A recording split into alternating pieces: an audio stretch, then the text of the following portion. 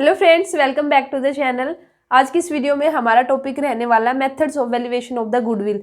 तो देखिए, जो गुडविल है उसको वैल्यू करना। तो जब हम गुडविल की वैल्यू निकालते हैं तो कई सारे आपके मेथड्स है, डिफरेंट टाइप्स मेथड्स है।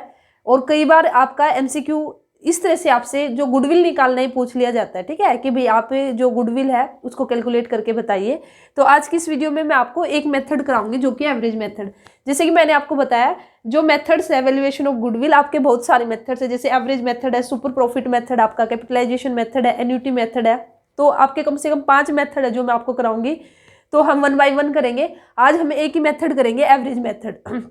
तो देखिए, एवरेज मेथड है, उससे हम जो गुडविल है उसको कैसे कैलकुलेट करते हैं।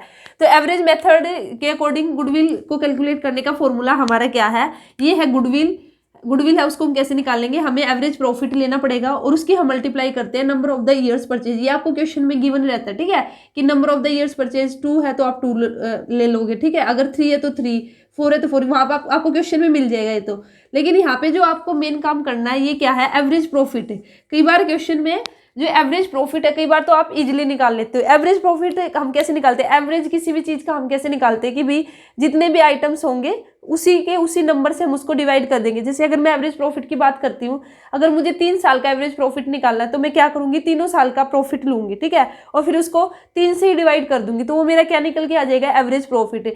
जब अगर क्वेश्चन में बिल्कुल सिंपल गिवन है कि भाई 3 साल का एवरेज प्रॉफिट गिवन है और उसके बाद आपका कोई भी आइटम, कोई भी किसी तरह का आपको आइटम माइनस या फिर ऐड नहीं करना है, तो उस केस में तो ठीक है। लेकिन कई बार क्वेश्चन में क्या रहता है, आपको कुछ एक्स्ट्रा एडजस्टमेंट दे दी जाती है, फिर आपको उनको सोल्व करके आपको जो प्रॉफिट है, एक्चुअल प्रॉफिट आपको निकालना पड़ता है। तो उसके बाद फिर हम एवरेज प्रॉफिट निकालते हैं। तो मेन फॉर्मूला क्या है कि एवरेज प्रॉफिट अगर हमारे पास है तो हम इजिली जो गुडविल है उसकी वैल्यू निकाल सकते हैं, उसको किससे मल्टीप्लाई करके, number of the year purchase. तो अब मैं आपको बताऊंगी एवरेज प्रॉफिट आपको कैसे निकालना है। तो देखिए, एवरेज प्रॉफिट निकालने के आपके कुछ स्टेप है। जैसे कि मैंने आपको अभी जो स्टार्टिंग में बताया कि भाई अगर 3 साल का प्रॉफिट गिवन है, 3 साल का 3 ईयर्स का प्रॉफिट गिवन है और क्वेश्चन में कुछ नहीं, जैसे भी पहले साल हमें 20,000 प्रॉफिट है, दूसरे साल हमें 30,000 प्रॉफिट है, तीसरे साल हमें 10,000 प्रॉफिट है, तो हम इजीली निकाल सकते हैं कि भाई अब एवरेज प्रॉफिट क्या आएगा, तीनों साल के प्रॉफिट को हम ऐड कर देंगे और 3 से इसको डिवाइड कर देंगे।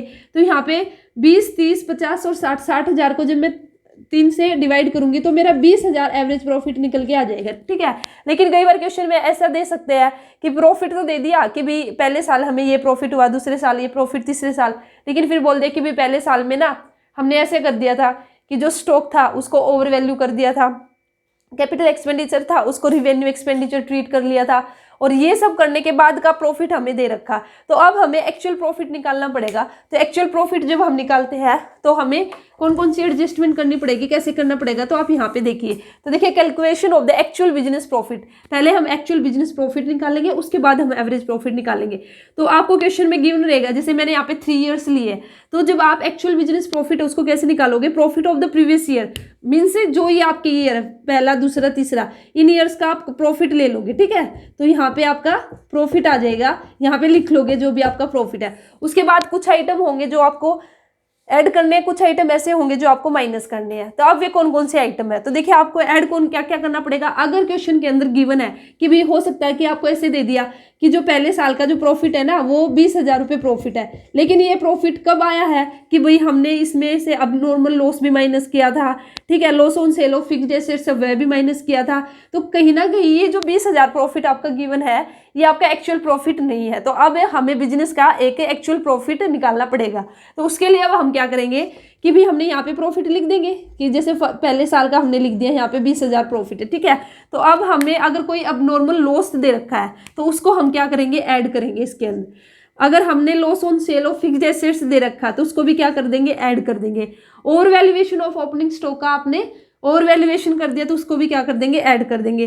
कैपिटल एक्सपेंडिचर को हमने ट्रीट कर लिया जो रिवेन्यू एक्सपेंडिचर, तो उसको भी ऐड कर देंगे। ये सारे के सारे ऐसे आइटम रहेंगे जिनको हम ऐड करेंगे। उसके बाद कुछ आइटम ऐसे होंगे जो हमें माइनस करने, तो माइनस बिल्कुल इसका उल्टा। अब नॉर्मल लॉस को हमने प्लस किया तो अब हम अब नॉर्मल प्रॉफिट में यहाँ पे लिख देते हैं, उससे आपको अच्छे से क्लियर हो जाएगा। अब हम ऐड लेस किस किस को करेंगे, देखिए वैसे यहाँ तक तो आपको दिखाई दे रहा है, ये देखिए। अब हम अब नॉर्मल प्रॉफिट है उसको क्या कर देंगे, लेस कर देंगे अगर क्वेश्चन के अंदर गिवन है। उसके बाद loss on sale of fixed assets को हमने प्लस किया था, तो अब हमें profit on sale of fixed, इसका उल्टा प्रॉफिट होगा तो उसको क्या कर देंगे, माइनस कर देंगे।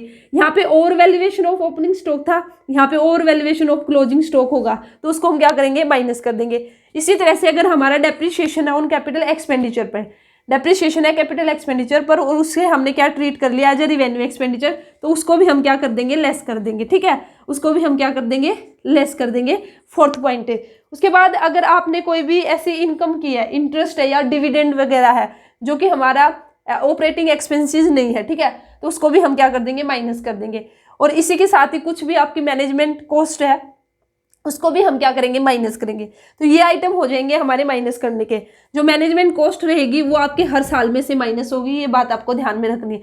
तो ये सब करने के बाद आपका क्या निकल के आएगा, मैं यहीं पे बता देती हूँ। ये सब करने के बाद जो भी आइटम आपको प्लस करने थे, जो भी माइनस करने थे, वे सब करने के बाद आपका एक्चुअल प्रॉफिट निकल के आ जाएगा। ठीक है, तीनों सालों का आपका क्या निकल के आ जाएगा, एक्चुअल प्रॉफिट। तो अब जो एक्चुअल प्रॉफिट आया ना 3 साल का, अब उन तीनों साल का आप क्या कर लोगे, ऐड करके, और उसको 3 साल का है तो 3 से ही हम क्या करेंगे, डिवाइड करेंगे। तो फिर हमारे क्या निकल के आ जाएगा, एवरेज प्रॉफिट निकल के आ जाएगा। और फिर एवरेज प्रॉफिट निकलने के बाद आपको number of the years purchase आपको गिवन रहेगा। तो यहाँ पे एवरेज प्रॉफिट की वैल्यू आप पुट कर दोगे। जैसे अभी यहाँ पे इस क्वेश्चन की बात करती हूँ मैं, बोलती चलिए 20,000 ही हमारा एवरेज प्रॉफिट निकल के आया और नंबर ऑफ ईयर्स परचेज हमें गिवन है 3। तो यहाँ पे जो गुडविल की वैल्यू है वह क्या निकल के आएगी, 60,000 निकल के आएगी। तो इस तरह से एवरेज मेथड से हम क्या करते हैं, जो गुडविल है उसकी वैल्यू है उसको निकालते हैं। ठीक है, ये आज मैंने आपको वैसे बताया। ठीक है, नेक्स्ट वीडियो में ना मैं आपको एक क्वेश्चन करके दिखाऊंगी तो उससे आपको और अच्छे से ज़्यादा क्लियर हो जाएगा। तो चलिए फिर नेक्स्ट वीडियो में मैं क्वेश्चन लेके आती हूँ। तो अगर यहाँ पे फिर भी आपको कोई भी डाउट लगता है तो आप कमेंट सेक्शन में पूछ लेना। लेकिन मैं आपको बता दूँ ये इंपॉर्टेंट है, 5 मेथड है, कोशिश करूँगी 5 नहीं तो 3-4 है जो ज़्यादा इंपॉर्टेंट है। ठीक है, वे तो हम जरूर करेंगे। तो चलिए फिर मिलते हैं नेक्स्ट वीडियो में। Thank you.